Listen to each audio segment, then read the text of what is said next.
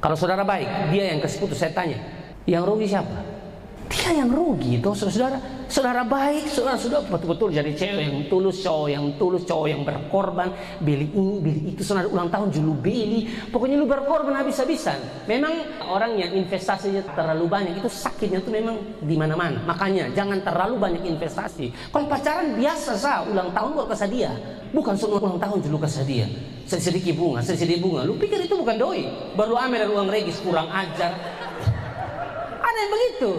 Semoga itu pacaran panggil bapak mama, lu ini siapa lu nih? Serius, pacaran anak muda sekarang ini panggilannya bapak mama, saudara. Ya, pacaran yang baik-baik saat usaha yang pacaran yang kita lalu bikin diri kesulaki bini. Masih pacaran, mahasiswa-mahasiswi belajar sungguh-sungguh, disiplin, fokus. 5 tahun ke depan, 10 tahun ke depan saya akan dengar ada orang hebat dari Poltek.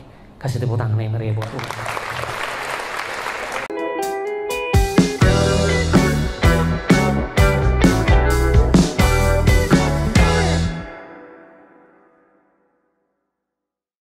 Amsal 13 ayat yang keempat dalam hitungan yang ketiga, 1, 2, dan 3. Hati si pemalas penuh keinginan, tetapi sia-sia, sedangkan hati orang rajin diberi kelimpahan. Silakan duduk kembali, saudara diberkati oleh Tuhan. Kasih tepuk tangan yang meriah dulu buat Tuhan.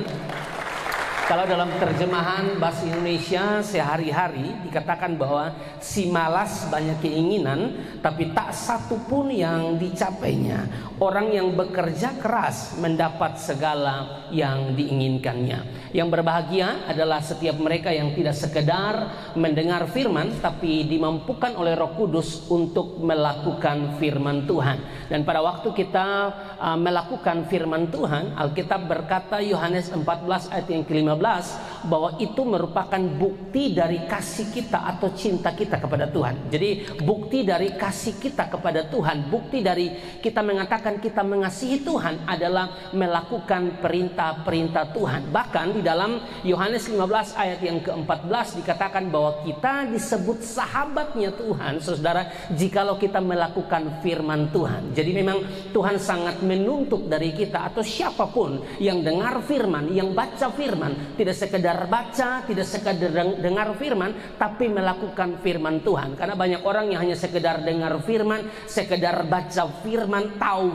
tahu ayat, tapi tidak melakukan, sehingga nama Tuhan tidak dipermuliakan ya oleh orang-orang tertentu yang memang tidak mau melakukan firman Tuhan. Nah, saudara, saya minta maaf terlebih dahulu karena saya terlambat. Saya tahu tadi worship leader pasti sudah putar ke sana kemari, lalu sudah ada berapa kesaksian ya. Tadi saya tidak tahu, tadi saya datang baru 1, mungkin bisa ada 2 atau 3 orang yang bersaksi. Hari ini saya padat sekali, ini saya pakai batik. Ini saya harusnya tidak pakai batik kalau di Poltek ya. Tangan pendek saja, apalagi anak-anak muda toh, mahasiswa-mahasiswi saya harus pakai baju yang ya cocoklah dengan saudara, kira-kira begitu, seperti anak kuliah juga ya. Tapi kalau pakai batik ini karena saya baru pulang khotbah. Tadi jam 6.45 saya bangun pagi-pagi langsung menuju SMA 3. Ada yang alumni SMA 3 ya, SMA 3 Kupang. Saya harus khotbah jam 6.45 di sana ya. Setelah khotbah di SMA 3 saya istirahat setengah 12. Saudara, saya khotbah tadi di Badan Pusat Statistik Provinsi Nusa Tenggara Timur, baru selesai. Nah, karena di Badan Pusat Statistik itulah makanya saya pakai batik supaya kelihatan kebapaan sedikit.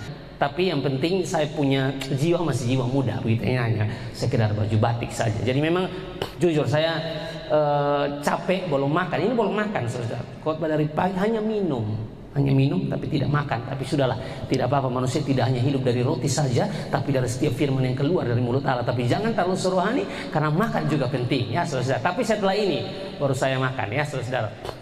Jadi terima kasih ya buat pengurus sudah mengundang saya ini untuk kesekian kalinya, dan terima kasih untuk pengertian. Saya lihat dari wajah-wajah saudara tetap semangat dengar firman, itu luar biasa. Nah, saudara diberkati dan dikasih oleh Tuhan Yesus Kristus. Dari pembacaan firman Tuhan di dalam Amsal 13 ayat yang keempat ini, saya diberikan tema jangan pernah malas jika ingin berhasil. Sekali lagi temanya adalah jangan pernah malas jika ingin berhasil. Nah, saudara-saudara, jika bicara tentang keberhasilan, ya, kalau bicara tentang keberhasilan, kesuksesan, siapa sih dalam hidup ini yang tidak ingin berhasil? Siapa sih dalam hidup ini yang tidak ingin sukses? Tentu semua orang ingin berhasil, semua orang ingin sukses. Itu semua orang mau, saudara-saudara. Tapi hari-hari ini saya dapati ada banyak orang hanya sampai pada kerinduan, keinginan, ya, memiliki kerinduan, memiliki keinginan untuk berhasil, untuk sukses, saudara-saudara, tapi tidak ada satu tindakan nyata untuk menggapai masa depan itu. Itu yang menjadi persoalan.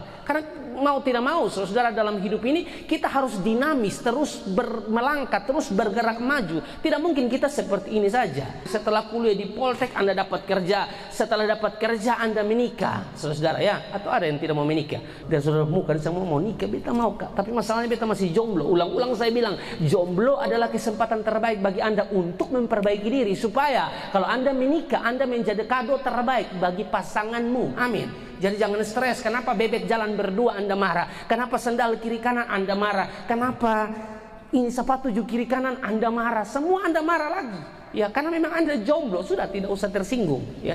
Sudah tidak usah. Yang pacaran, silakan pacaran, pacaranlah dalam kekudusan. Yang jomblo, perbaiki diri. Jadi seperti itu, saudara. Semua tentu ingin berhasil dalam hidup, semua ingin sukses di dalam hidup, saudara. Sudah punya planning ke depan apa yang harus dilakukan. Tapi kalau hanya sebatas kerinduan, keinginan tanpa tindak lanjut atau langkah yang tepat, saudara, maka saudara tidak akan bisa menggapai masa depan saudara, atau merasakan masa depan yang Anda selama ini impi-impikan, saudara, diberkati oleh Tuhan. Memang benar, saudara, kalau kita lihat dari bagian firman Tuhan, misalnya Amsal 23 ayat yang ke-18. Dalam Amsal 23 ayat 18 itu kan mengatakan begini, karena masa depan sungguh ada dan harapanmu tidak akan hilang. Betul ya? Karena masa depan sungguh ada dan harapanmu tidak akan hilang. Harapan saya dan saudara itu tidak akan pernah hilang, karena pengharapan kita itu di dalam Tuhan. Efesus pasal 6 ayat 19 mengatakan bahwa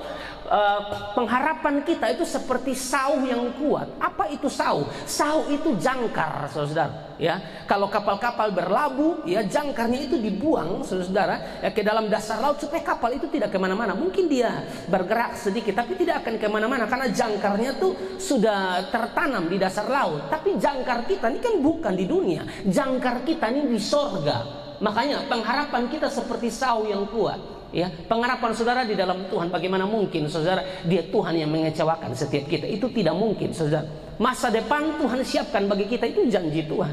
Ya, mungkinkah ada orang-orang di sekitar kita yang suka bully kita mungkin, atau mengeluarkan kata-kata yang kasar atau kata-kata yang melemahkan kita begitu, seperti bilang kamu ini tidak akan jadi apa-apa. Mungkinkah ada orang yang bilang begitu? Ataukah kamu ini tidak punya masa depan? Ya, mungkinkah ada yang ngomong seperti itu? Tapi dengar dari ayat ini, saudara, ya, Tuhan siapkan masa depan buat kita. Amsal 23 ayat 18. Karena masa depan sungguh ada. Hidup kita tidak ditentukan perkataan manusia, tapi perkataan Tuhan. Fokuslah pada perkataan Tuhan yang membangkitkan imanmu daripada perkataan siapapun, termasuk temanmu mungkin, tapi perkataannya tidak benar. Jangan, saudara. Perkataan-perkataan kotor tak usah dengar. Jangan kasih masuk di hati. Hidup memang jangan terlalu baper. Kalau terlalu baper, repot, saudara. Apalagi saya ini main media sosial. Contoh, ini kan direkam tuh, nanti saya posting di YouTube saya. YouTube saya namanya Angki Night, TikTok saya namanya Angki Night, Instagram saya Angki Night, semua Angki Night. Saudara cari dan saudara tolong ikuti. Apalagi TikTok, itu kan pesan-pesan pendek, itu banyak sekali saya punya di TikTok saya. Entah siapa yang sudah pernah ikuti, silakan nikmati pesan-pesan luar biasa. Nah, ini kan nanti saya posting. Nah, kalau misalnya saya ini baper, saudara-saudara, saya tidak main YouTube atau tidak main TikTok, karena orang-orang yang komen tuh ngeri, saudara. Ada yang bilang bodoh, lihat ada yang begitu, model kilu ngalih, kan ada yang begitu, saudara. Komentar tuh sakit juga, ada yang sampai maki. Nah, bayangkan kalau saya baper, itu saya tidak main media sosial ya, betul mau boleh, betul mau, tidak bisa. Jangan terlalu baper. Jadi orang tuh mesti kuat. Amin. Hidup ini perjuangan, berjuang, jangan terlalu baper-baper. Begitu, jangan sedikit orang beromong sedikit selusuk ke karena lu ke film Korea yang menangis dari malam sampai pagi, biasa sah. Dia kasih putus lu, bilang biasa sah, lu tuh biasa, bilang begitu. Supaya dia tahu, amin. Cangkir lu kenapa begitu? Mau berdiri di jembatan Liliba yang baru, itu kan belum makan korban. Lu mau pikul lompat di situ. Memang sekarang tidak bisa, mereka sudah palang semua, tidak bisa sekarang naik lagi. Tapi siapa tahu ada yang karena putus cinta, putus dari mince sah. Yunus bisa stres, biasa aja. Mince biasa sah. Amin. Mince lu juga. Kalau Yunus kasih putus lu, Yunus biasa saja. Ada yang lain yang Tuhan siapkan. Amin. Jangan terlalu stres. Ini dunianya hanya dia sah. Ini dunia hanya dia sah. Memang hanya dia sah. Masih terlalu banyak saudara. Kalau memang dia kasih putus saudara, ya sudah. Memang begitu sudah. Tidak jodoh toh. Kalau saudara baik, dia yang kasih putus, saya tanya, yang rugi siapa? Dia yang rugi toh saudara. Saudara baik, saudara sudah betul-betul jadi cewek yang tulus, cowok yang berkorban, beli ini, beli itu, saudara ulang tahun juga beli. Pokoknya lu berkorban habis-habisan. Memang betul ya, orang yang investasinya terlalu besar, terlalu banyak, itu sakitnya tuh memang di mana-mana. Makanya jangan terlalu banyak investasi. Kalau pacaran biasa sah, ulang tahun buat kasih dia. Bukan ulang tahun juga kasih dia. Sedikit bunga. Lu pikir itu bukan doi? Baru ambil uang regis, kurang ajar. Ada yang begitu. Sebab itu pacaran panggil bapak mama, lu nih siapa? Lu nih. Serius, pacaran anak muda sekarang ini panggilannya papa mama, saudara. Ada ini saya ini urus kaum muda, saudara. Ini sudah sudah berapa generasi kaum muda yang saya urus. Sekarang tuh begitu. Salompa, lu pembapa sendiri. Saloma, lu pembapa di rumah, lu tidak pernah bilang selamat pagi, selamat malam, ya toh. Dia yang kasih lu doi di rumah, lu pembapa, lu bisa panggil dia Pak, Salompa, panggil dia Nadus, biasa sah. Apa lu kalau bikin ke romantis biasa aja. Ya pacaran yang bye-bye saat usah yang pacaran yang kita lalu bikin diri ke sulaki bini, masih pacaran. Amin. Jadi kalau ada yang sakit saudara, Nadus, Yunus, siapapun, bilang sah, biasa sah. Nanti Tuhan siapkan yang terbaik buat Anda. Amin. Mati satu tunggu seri, pokoknya dia saya sudah lu senang, beta baik deh lu bikin beta, lu yang rugi. Karena memang laki-laki yang pantas dapat beta bukan lu, tapi yang lain yang Tuhan siapkan. Amin, saudara. Cowok-cowok yang pernah disakiti jangan stres, santai, biasa begitu. Memang zaman sekarang mau cari cewek-cewek yang setia tuh susah. Dong mau tuh yang setir bulat. Padahal dosen tahu hal yang datang dari Revo itu plat hitam, yang setir bulat plat merah. Magu bau otot tapi plat merah. Lebih dia yang Revo. Beta ini punya motor Revo. Motor orang biasa bilang koperasi, tapi saya pun tuh bersih, mati pun tidak kotor ya. Itu motor luar biasa ya. Biar datang dari Revo, tapi kalau itu Revo dia pun. Amin. Soalnya jangan lihat dia sekarang ini masih proses. Soalnya jangan lihat dia sekarang, 5 tahun ke depan, 10 tahun ke depan, siapa tahu dia jadi wali kota. Jangan terlalu anggap enteng orang. Amin. Kalau ada yang suka anggap enteng orang, jangan. Nanti Tuhan bikin lu mata terbuka karena keberhasilan orang yang lu anggap remeh itu. Amin. Kalau ada orang yang anggap remeh saudara, santai. Ya, serahkan dirimu pada Tuhan. Tuhan akan angkat saudara tepat pada waktunya. Amin. Nah, ini menarik saudara. Kalau hanya sekedar punya keinginan atau kerinduan mau berhasil, saudara, lalu tidak ada sisi aktif kita untuk berusaha, ini repot. Benar, Tuhan menyiapkan atau menyediakan masa depan yang terbaik buat kita, tapi bukan berarti saudara kita mematikan sisi aktif kita. Tuhan siapkan masa depan bagi kita. Masa depannya tuh di sini Tuhan siapkan bagi kita. Kita ini masih di sini. Nah, untuk ke sana Anda perlu melangkah di sana. Memang ada proses, ada perjuangan yang Anda harus sampai ke sini, saudara. Kalau malas-malas bagaimana mungkin Anda bisa raih masa depanmu? Lalu Tuhan yang salah? Tuhan tidak salah. Tuhan sudah bilang, saya siapkan masa depan. Tapi kamu melangkah dong, bukan kamu diam. Karena harus ada sisi aktif kita. Itu penting. Tuhan tidak suka dengan orang yang malas, saudara. Tuhan tidak suka. Tuhan mau orang yang betul-betul semangat begitu. Ya, mau ikut proses Tuhan. Tuhan itu tidak pernah manja-manja orang. Saudara kalau baca kisah Alkitab, siapa yang Tuhan manja? Tidak ada. Saudara, semua berproses. Untuk sebuah keberhasilan, untuk sebuah kesuksesan harus ada proses. Bukan mau enak-enak. Saudara tahu cerita Yusuf? Yusuf itu kan diproses, saudara, luar biasa. Sebelum menjadi ya orang yang luar biasa, saudara, di Mesir, saudara. Tapi kan proses untuk seorang Yusuf itu kan luar biasa. Proses untuk seorang Yusuf, saudara, bermula dari iri hati saudara-saudaranya, ya, dia mau dibunuh, ya, hampir dibunuh oleh saudara-saudaranya, saudara. Di dalam Kejadian pasal 37, saudara baca ayat 11, 18, 26, 27. Sebelum dia menjadi orang hebat di Mesir, dia harus melalui dulu yang namanya proses hampir dibunuh oleh saudara-saudaranya akibat iri hati. Apalagi diuji di rumah Potifar. Kejadian 39 ayat 12 sampai ayat 13. Diuji di situ. Dia tuh kasih kekuasaan di rumah itu, saudara-saudara. Tapi ini istri Potifar ini kan tiap hari goda dia toh. Ucup, wih, laki-laki mana juga kalau goda terus bapak, baru hidung pasti cantik nah.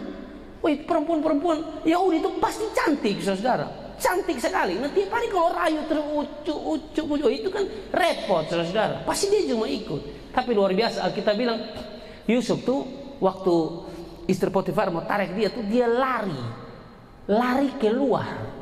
Sekarang yang terjadi itu bukan lari keluar, lari di tempat. Nah kalau lari di tempat ini pemanasan namanya. Amin. Yusuf itu lari keluar, so tahu di situ dosa, jangan lu lari di tempat, nanti lu kena makan dari dosa, kabur. Amin. Dan Yusuf tuh begitu loh, saudara. Diuji di rumah Potifar, dia kabur, saudara. Apalagi sempat dipenjarakan, saudara, di dalam Kejadian pasal 39 ayat 20 sampai 23, dia dipenjarakan tapi dia tetap setia, saudara, si Yusuf ini, ya. Lalu usia 30 tahun diangkat menjadi penguasa di Mesir. Saudara bisa baca dalam Kejadian 41 ayat 40 sampai 41, saudara, ya. Diangkat menjadi penguasa di Mesir, tapi proses sebelum diangkat menjadi penguasa di Mesir ini kan proses berat, bukan enak, saudara. Tuhan tuh begitu. Tuhan tuh suka proses orang, bukan mau kasih manja orang. Karena kalau terlalu kasih manja akan jadi bodoh, saudara. Biasanya begitu toh. Orang tua kalau terlalu banyak kasih manja anak, nanti itu anak itu yang melawan orang tua. Anak tuh kurang ajar dari orang tua, karena memang banyak orang tua yang terlalu kasih manja anak dengan kekayaan segala macam. Itu kita. Tapi Tuhan tuh tidak begitu. Dia tahu manusia watak tuh kayak apa. Kalau terlalu kasih manja nanti bodoh. Makanya mesti keras, mesti ada proses. Memang mesti begitu. Mau berhasil, siap diproses oleh Tuhan, begitu. Kita mau berhasil, kita mau sukses, nah kita tidak mau ikut proses. Sebagai seorang mahasiswa di sini, ikut aturan dong. Datang pagi, kerja tugas. Kalau tanya lu mau masa depan apa? Lu ini mau jadi apa? Wih, deh kalau omong tuh tinggi mati pun. Mau jadi wali kota, mau jadi anggota dewan, mau jadi ini, mau jadi itu. Tapi dia masuk kampus 1 minggu 1 kali, mau jadi apa? Security pun ditolak, saudara. Siapa mau pilih lu yang mau kerja soal setia begini? Setia dalam hal-hal kecil, baru Tuhan percayakan hal besar, saudara. Itu yang terjadi. Nah Tuhan tuh suka proses, saudara. Sekarang ini saudara ini lagi diproses di sini. Kuliah ini saudara saya ini kan juga sedang kuliah, meskipun kuliah saya ini kuliah online, saudara. Saya biasa khotbah tuh marah-marah. Kadang-kadang saya juga ada di salah dan dosa dan togor. Dan saya dengar. Karena memang saya juga mau jadi pembicara yang betul-betul tidak hanya hebat beromong, tidak hanya hebat bicara, tapi juga lakukan apa yang lu khotbahkan. Kira-kira begitu. Nah kita ini diproses oleh Tuhan supaya jadi orang-orang yang betul-betul kuat, begitu. Kalau saudara ingat penemu KFC yang saudara main makan, abis ini saudara pergi makan toh, KFC atau McD ya. Dulu kan KFC sendiri, jadi KFC terus. Ya. Penemu KFC siapa dia nama? Kolonel Sanders kalau tidak salah. Tipu resep itu ditolak 1008 kali. Bukan ditolak 2-3 kali. 1008 kali. Anda pun skripsi mengkali atau Anda pun tugas baru ditolak 2 kali, Anda stres. Jangan stres, maju terus. Memang dosen juga kadang ada yang bikin kepala sakit. Ada dosen yang tahu ya kenapa nih satu kok begitu. Jadi memang dia ada sensitif juga dari itu, sentimen juga dari itu anak. Ada dosen yang begitu. Ya. Kalau dosen kan ada dosen, minta maaf ya, ada dosen-dosen kurang ajar juga yang supaya lu pun tugas selesai atau supaya lu pun nilai bagus lu tidur di bed. Ada dosen begitu. Dosen mulai begitu cungkil mata, ada tampeleng, sen papa, sen dosa. Ini saya kasih tahu memang karena memang ada dosen bagatal begitu. Tapi di politik kan tidak ada toh. Mesti omong itu kenapa? Tapi tidak semua dosen. Kalau dosennya dosen takut Tuhan, dia kasih tugas yang baik, tidak ada maksud apa-apa, ikut dosen model begitu. Ya. Nah ini Kolonel Sanders, saudara, dia itu betul-betul berjuang mati-matian supaya dia resep itu diterima. Nah gagalnya Kolonel Sanders, KFC yang sekarang kita makan, gagalnya itu 1008 kali dia gagal. Dia resep itu ditolak. Dari satu rumah makan ke rumah makan yang lain ditolak, saudara. Sampai pada 1009 baru diterima dia resep. Wih, saya pikir itu proses yang luar biasa. Meskipun tidak semua orang prosesnya sama, pasti beda-beda. Saya beda, kakak beda, pengurus beda, saudara-saudara berbeda. Proses kita berbeda-beda, tapi pasti ada. Kita pasti dibawa dalam proses itu. Nah dalam proses-proses itu yang saya mau sampaikan kepada saudara, andalkan Tuhan. Amin. Andalkan Tuhan. Rajin baca Alkitab. Sehingga waktu saudara ada dalam situasi yang sulit, karena saudara rajin baca Alkitab, saudara ingat, Roh Kudus kasih ingat saudara, Filipi 4 ayat 13, segala perkara dapat kutanggung di dalam Dia yang memberikan kekuatan kepadaku. Waktu anda ada dalam masalah, pergumulan tertentu, ya mungkin persoalan kampus atau apapun, anda sudah lemah betul-betul, anda ingat ya firman Tuhan, atau Roh Kudus kasih ingat anda 1 Korintus 10 ayat 13, pencobaan-pencobaan yang kamu alami ialah pencobaan-pencobaan biasa.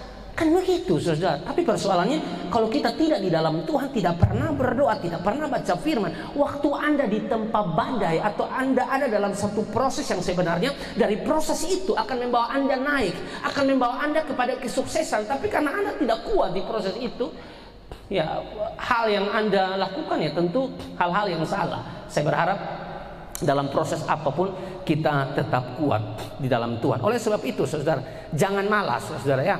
Tetap berjuang, tetap semangat ya. Karena salah satu kehendak Tuhan yang dinyatakan di dalam Alkitab yang perlu kita lakukan saudara, yang perlu kita perhatikan, yaitu jangan malas.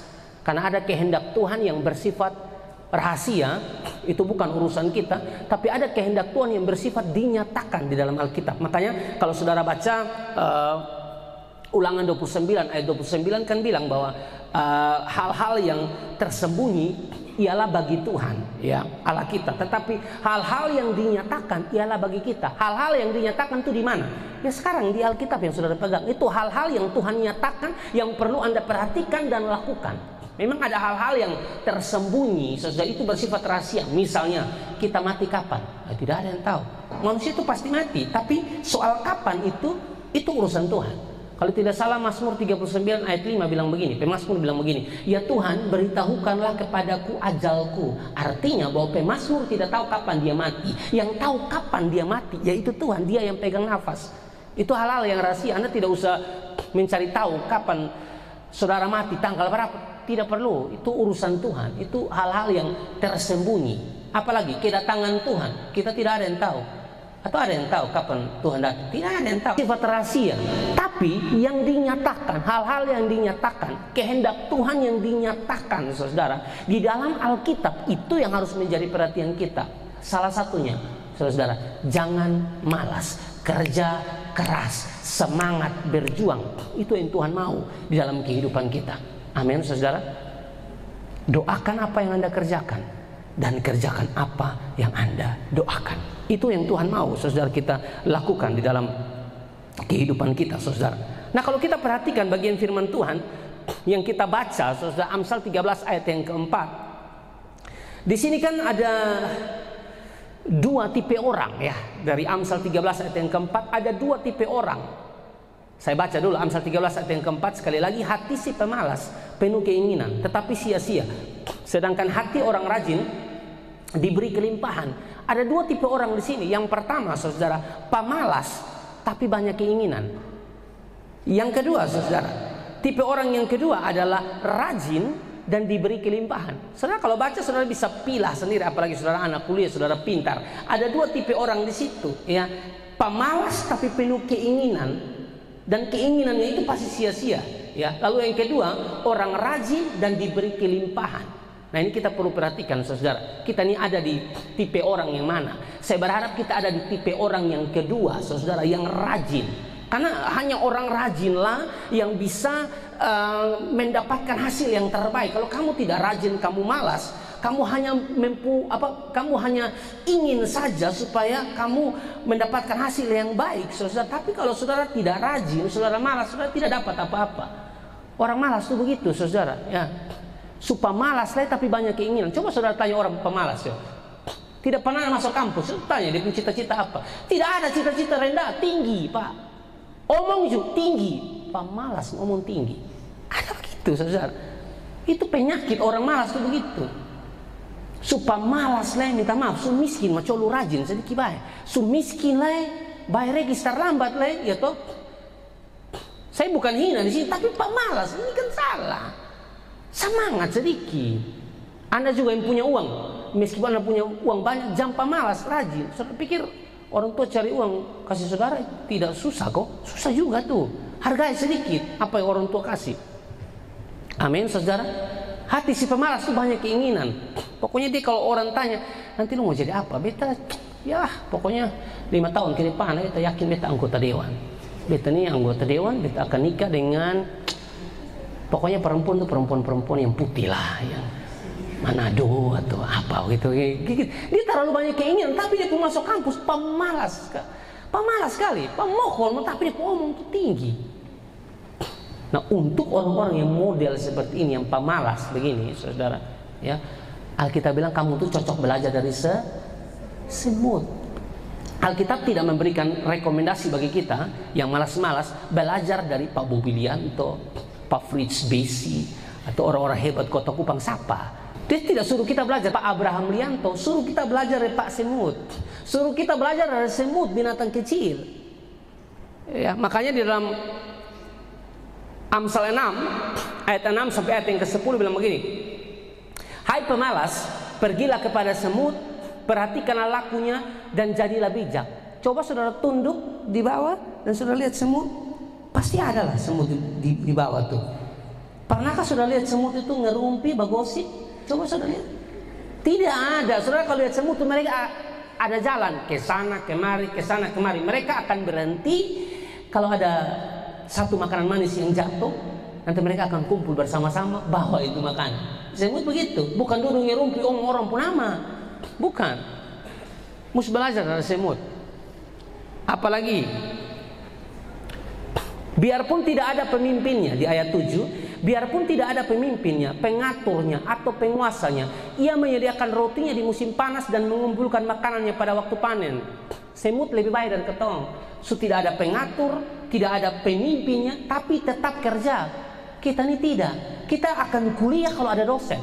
Kalau tidak ada dosen kita kabur, betul tidak? Nah sekarang kalau saudara kabur waktu dosen tidak ada, dosen bilang saya memang tidak ada, tapi saya kasih tugas, gitu. Jadi kerja tugas.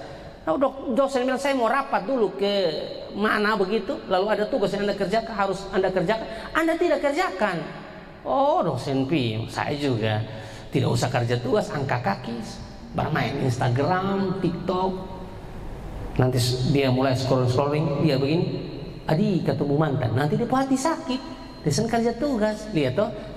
Makanya lu tuh kalau datang kampus, kerja tugas, beta dosen becakar lu nih, kerja tugas, saudara, bukan lu bermain handphone. Itu yang terjadi, saudara. Semut tidak ada pemimpin, tidak ada pengatur, dia tetap kerja. Katong beda. Dosen bilang saya tidak masuk, dia juga tidak masuk. Lihat, ada anak-anak yang model begitu ya. Nah saya berharap kita jangan seperti itu, belajar dari semut. Lalu yang berikut ayat 9, hai pemalas, berapa lama lagi engkau berbaring? Lihat, memang pemalas itu identik dengan tidur, mengantuk. Hai pemalas, berapa lama lagi engkau berbaring? Bila kau akan bangun dari tidurmu? Nah, ayat 10, tidur sebentar lagi, mengantuk sebentar lagi. Lihat, dia sudah tidur di rumah ini, dia sudah tidur, bangunlah saudara, sampai di kampus tidur. Ya toh, tidur sebentar lagi, mengantuk sebentar lagi, melipat tangan sebentar lagi untuk tinggal berbaring. Ada yang begitu. Tapi kalau tanya cita-cita tinggi, keinginannya tuh tinggi, tapi pemokolnya minta ampun, pemalasnya minta ampun. Ada yang begitu loh saudara.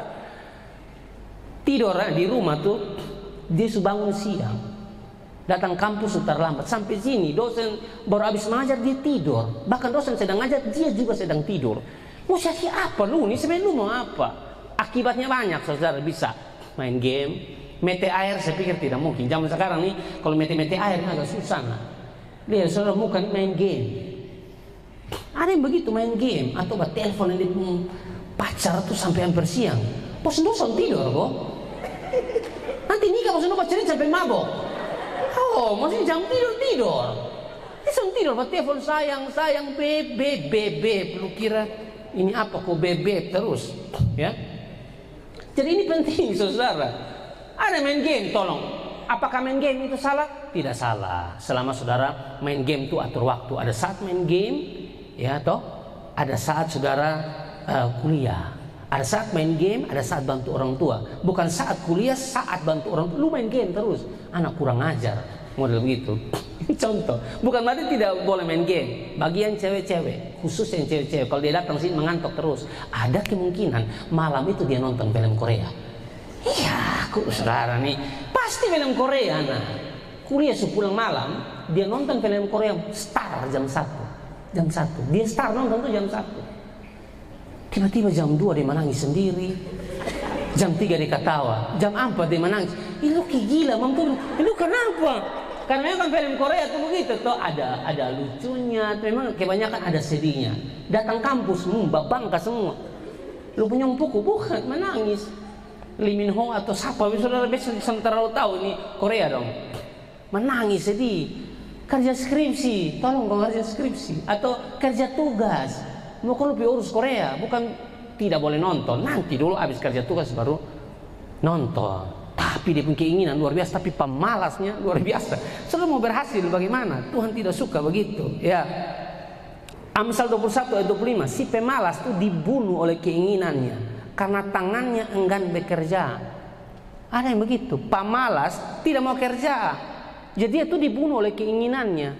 Keinginan mau beli iPhone, orang beli iPhone, dia cuma beli iPhone. Padahal pemalas. Tapi mau beli iPhone, saudara, mau ikut-ikut orang.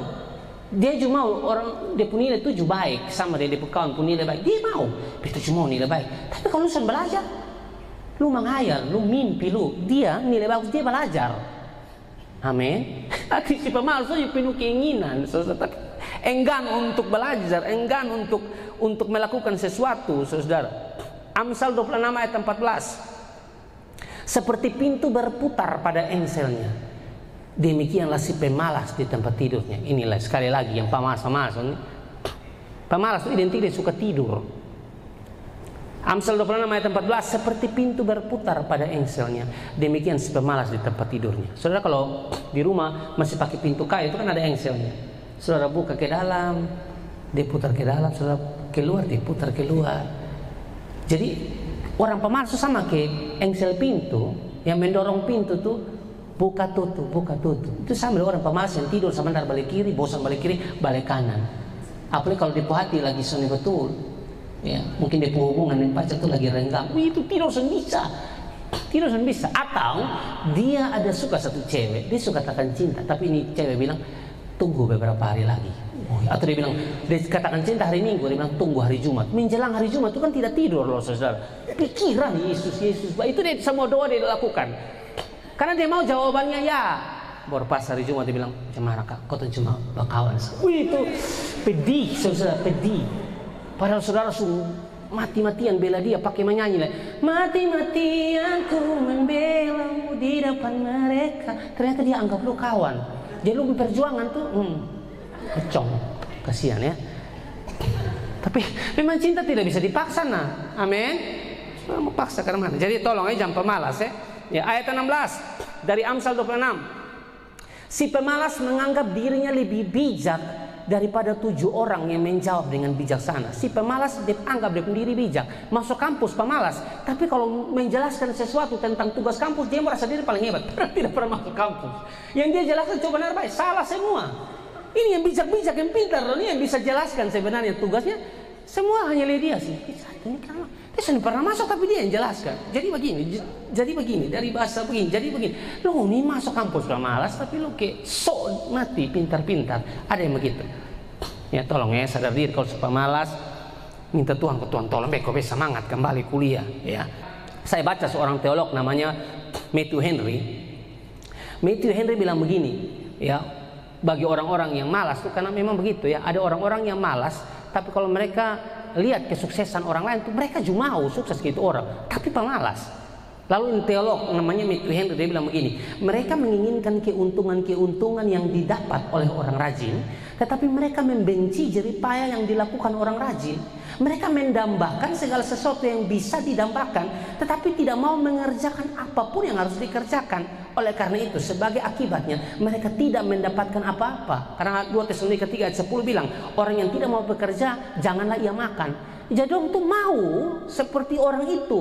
Mereka tuh mau seperti orang itu yang berhasil. Dia bisa buat ini, buat itu, ya diakui di kampus. Dia juga pingin seperti itu orang. Tapi masalahnya dia tidak mau ikut proses orang itu. Belajar mati-matian di rumah baca buku. Ini dia hanya mau ketenangan, tapi mau dapat hasil baik. Mau di mana yang begitu? Amin. Jadi saya suka teolog Matthew yang dibilang begitu. Hanya suka lihat orang rajin, tapi tidak mau mengikuti apa yang dilakukan oleh orang itu. Mereka menginginkan keuntungan-keuntungan yang didapat oleh orang rajin, tetapi mereka membenci jeripaya yang dilakukan orang rajin. Mereka mendambakan segala sesuatu yang bisa didambakan, tetapi tidak mau mengerjakan apapun yang harus dikerjakan. Oleh karena itu, sebagai akibatnya, ya, mereka tidak mendapatkan apa-apa. Anda tidak kerja, tidak berjuang, Anda malas-malasan, bagaimana Anda bisa berhasil dapatkan sesuatu yang terbaik? Tidak akan pernah dapat kalau pemalas. Saudara, saya kalau lihat Cristiano Ronaldo, dia itu usia cuma 40 tahun, tapi dia punya latihan tuh ngeri loh. Harusnya usia-usia seperti Cristiano Ronaldo kalau dalam dunia sepak bola harusnya pensiun, tapi dia tetap fresh, tetap fisiknya tetap bagus meskipun main di Al Nassr, tapi fisiknya tuh luar biasa, perut tidak buncit. Pokoknya jaga dia punya betul-betul fisik dengan baik. Banyak pemain sepak bola yang mau Cristiano Ronaldo. Bahkan banyak anak muda pemain bola tingkat RT pun mau jadi seperti Cristiano Ronaldo yang jaga badan. Malu, mabok terus mau ke mana? Mabok terus perlu buncit. Mau jadi ke Cristiano Ronaldo, kasih turun badan, jalan 2 hari berhenti semua kuat. Tidak bisa, saudara. Untuk badan atletis, fisik bagus ke Cristiano Ronaldo, itu dia perjuangan ngeri. Bangun jam berapa, makan jam berapa, itu teratur semua. Maukah kita seperti itu? Yang berarti kita juga mau supaya hidup teratur. Nah, untuk teratur ini kadang-kadang susah. Amin. Memang untuk hasil terbaik yang ingin kita dapatkan, mesti hidup kita tuh teratur. Harus teratur, harus disiplin, harus fokus, saudara. Itu perlu. Dan kalau kita perhatikan hal itu, kita pasti berhasil. Tapi lebih daripada itu, saudara, lebih daripada itu, memang kita perlu hidup takut akan Tuhan. Amin. Orang yang hidup sungguh-sungguh takut akan Tuhan, Tuhan akan memberitahukan jalan yang tepat untuk dia pilih, saudara. Kalau dia punya hubungan yang intim dengan Tuhan dalam doa dan baca firman, waktu dia berdoa, dia sedang bicara dengan Tuhan. Waktu dia baca firman, Tuhan sedang bicara dengan dia, saudara. Kalau dia perhatikan apa yang Tuhan bicarakan kepada dia melalui Alkitab dan Roh Kudus pimpin, dia akan tahu, saudara, bahwa untuk berhasil tidak bisa kita ongkang-ongkang kaki. Benar, kita harus berdoa, tapi kita harus kerja. Berdoa, belajar, kita pasti berhasil. Amin. Kita bangkit berdiri bersama-sama. Saya selesai, saudara. Saya baca ayat terakhir bagi kita, Matius pasal 7 ayat 7. Dia bilang begini, mintalah maka akan diberikan kepadamu, carilah maka kamu akan mendapat, ketoklah maka pintu akan dibukakan bagimu. Minta, cari, ketok. Ini ada satu usaha yang dilakukan oleh setiap kita. Amin. Berdoa harga mati, dan Tuhan sumber berkat. Itu benar, masa depan Tuhan siapkan bagi kita. Tapi bukan berarti kita duduk diam, bukan berarti sisi aktif kita buang. Tidak bisa. Sisi aktif kita betul-betul harus ditunjukkan. Dalam hal apa? Dalam dunia kampus, mahasiswa-mahasiswi belajar sungguh-sungguh, disiplin, fokus. 5 tahun ke depan, 10 tahun ke depan, saya akan dengar ada orang hebat dari Poltek. Kasih tepuk tangan yang meriah buat Tuhan.